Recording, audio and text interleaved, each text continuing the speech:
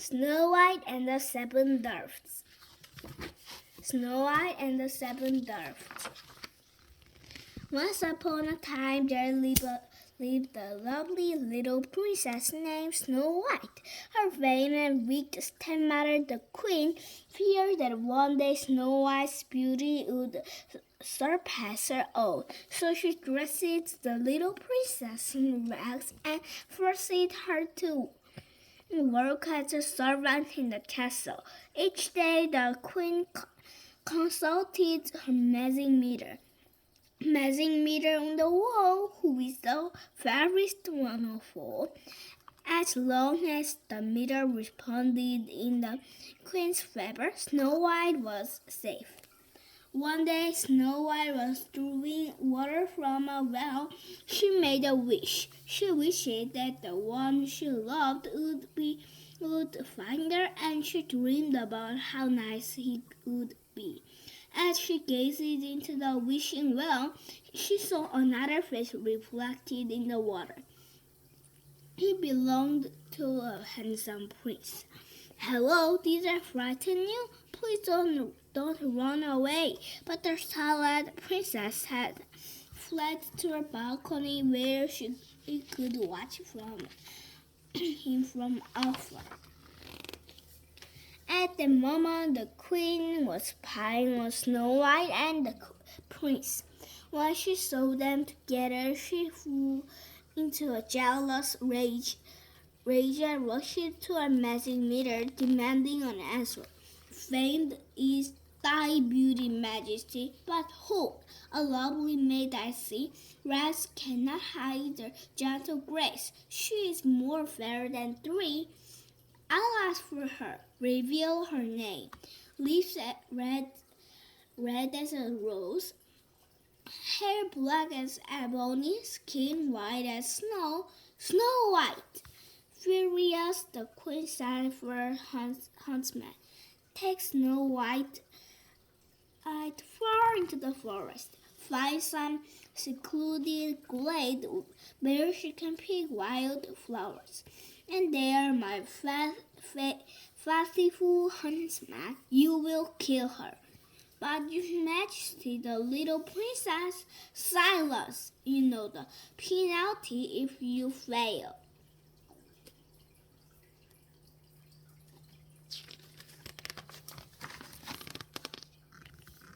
Knowing that he dare not disobey the queen, the huntsman led Snow White into the forest. But when it came time for him to hunt Snow White, he stopped and fell to his knees. "I can't do it. Forgive me, Your Highness." Why? I don't understand." "The queen is mad. She's jealous of you. She'll stop at nothing. Now quick, child, run away. Hide in the woods, anywhere, and never come back." Frightened and alone, Snow White ran into the forest.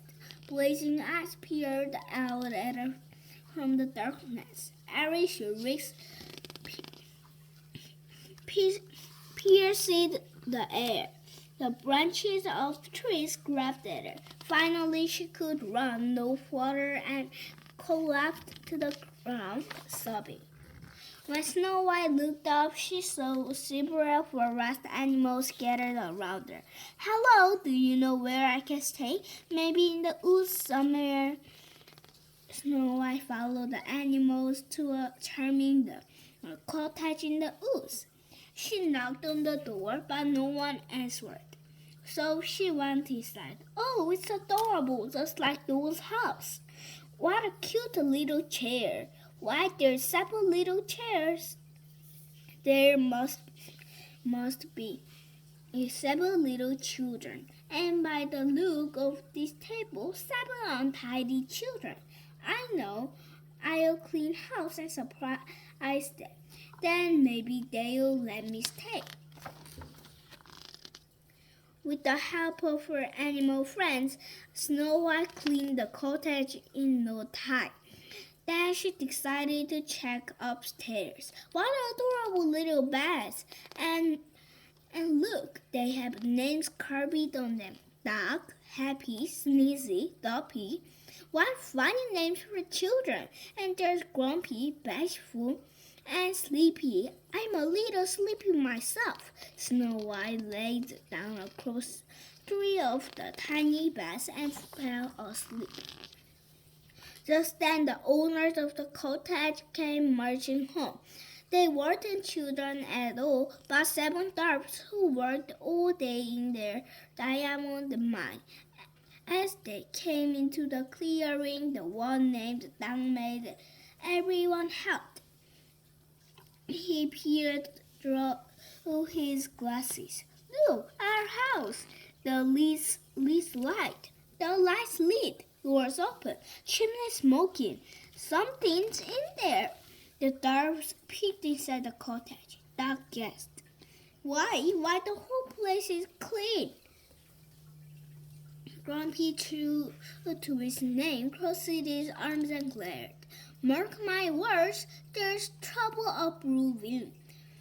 I felt it coming all day. Suddenly the dwarfs thought they heard a sound. Doug looked toward the stairs.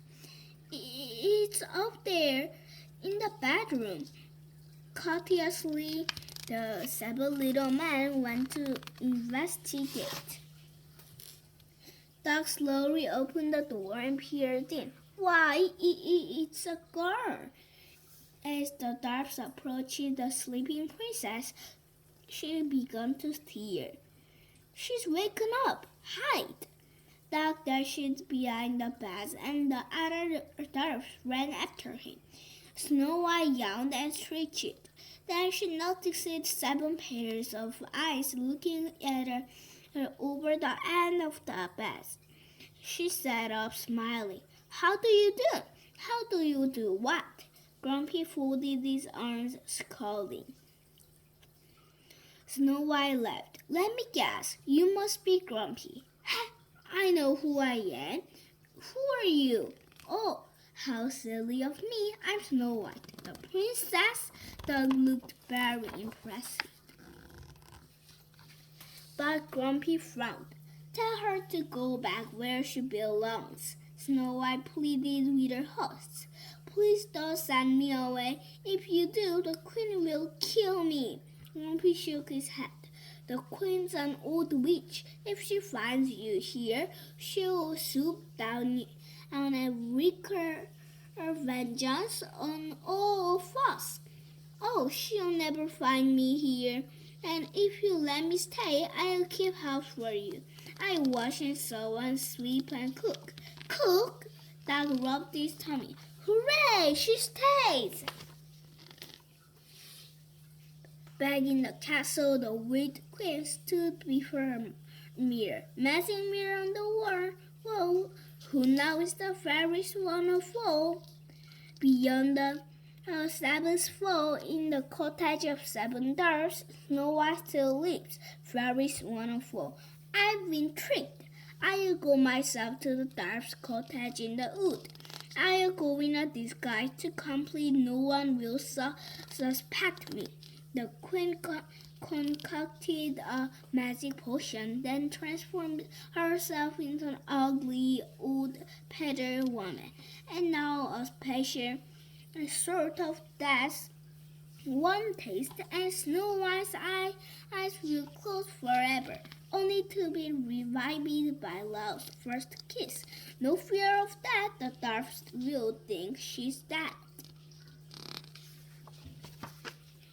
Back at the cottage, Snow White was saying goodbye to the dwarfs as they set off for work. As she kissed each one on the head, Doug stood close by. Now, don't forget, my dear, the old queen's a sly one, full of witchcraft, so beware. Then, and Grumpy frowned. Now I'm warning ya, don't let nobody or nothing in the house. Snow White, I smiled at him. Why, Grumpy, you do care? Ha! Shortly after the dwarfs left, the old peddler woman appeared at the cottage. All alone, my pet? Snow White nodded as the old woman sniffed the air, making pies. Yes, gooseberry pies. Ah, it's apple pies that make the mouth water. Pies made with apples like this. She lifted a shiny red apple from her basket. Like to try one, Jerry? Go on, have a bite. Sensing that Snow White was in danger, Silver Bird swooped down on the woman, knocking the apple out of her hand.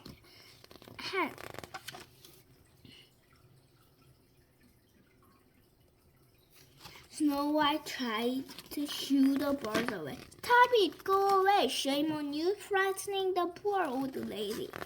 Oh, my heart! Oh, my poor heart! Take me into the house and let me rest. A drink of water, please. Unable to make Snow White understand the birds and animal race to the outlet dwarfs. At the mine, they pulled and tugged at the confused little man. Grumpy growled, "What ails these crazy critters? They ain't acting this way for nothing." Doug thought about it.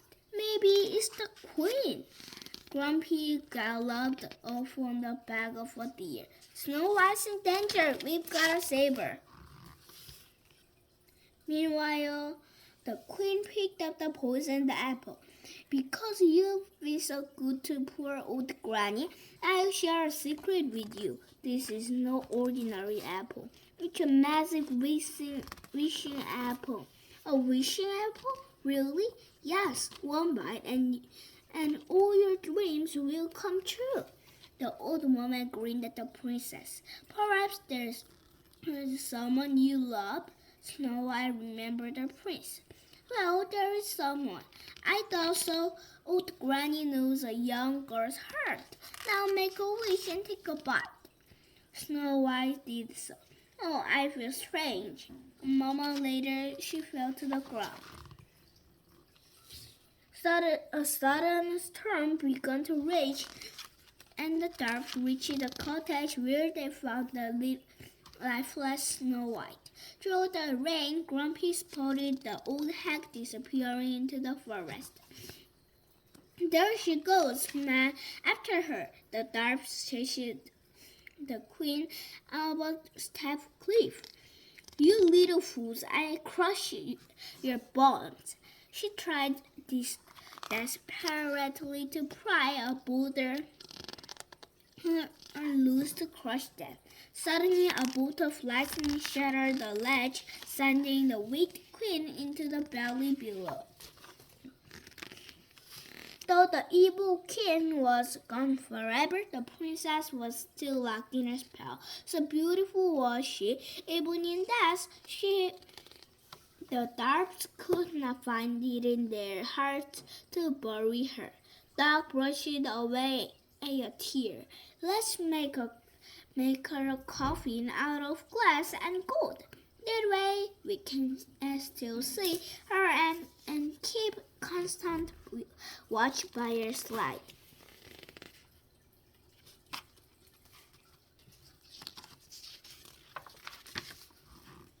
The prince heard of the beautiful maiden who slept in the glass coffin. He rode to the cottage of the 7 dwarfs, and they tucked him to Snow White. Gently he kissed her.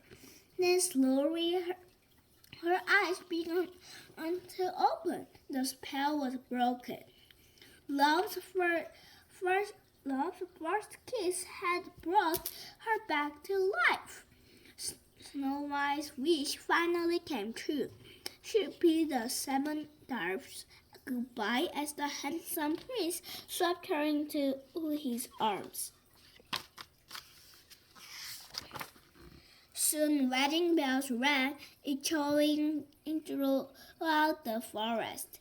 From then on, Snow White and her prince Charming lived in their castle in the clouds happily ever after.